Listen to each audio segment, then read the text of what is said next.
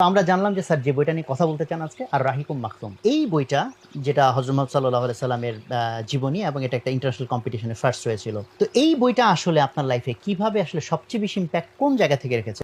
যখন আমি ইউকেতে যাই তার আগ পর্যন্ত আমি প্রচণ্ড রকম সন্দেহবাদী ছিলাম। তো তখন আমি নিজেকে চিন্তা করলাম যে আচ্ছা, আমি সন্দেহবাদী হয়ে আমি ধর্মকে পালন করছি না, নামাজ পড়ছি না, কিছুই করছি না। কিন্তু আমার কি আগে ভালো মতো জানা উচিত না যে আসলে ধর্মে কি আছে?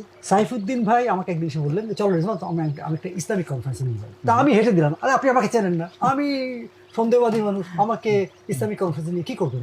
গিয়ে যেটা আমাকে শকিং লাগলো সেটা হচ্ছে আমার বয়সী, আমার চেয়ে কম বয়সী অনেক দেশে, সেখানে ইন্টারন্যাশনাল একটা ইসলামিক কনফারেন্স, অনেক দেশের লোকজন এসছে এবং তারা ইসলামের নলেজটা ইজ সো গুড। তারা প্রতি পদক্ষেপে কোরআন কোট করতে পারছে, হাদিস কোট করতে পারছে, তার এক্সপ্লেনেশন দিতে পারছে। আমি তো কিছুই পারছি না। তখন মনে হলো যে আমার একটা রিলিজনে জন্ম হয়েছে, আমি মুসলমানের ঘরে জন্ম হয়েছি, আমি তো ইসলামটাকে ভালো মতো না জেনেই ডিসকার্ড করার চেষ্টা করছি। সুতরাং ডিসকার্ড করার আগে আমার প্রথম কাজ হলো ইসলামটাকে জানা।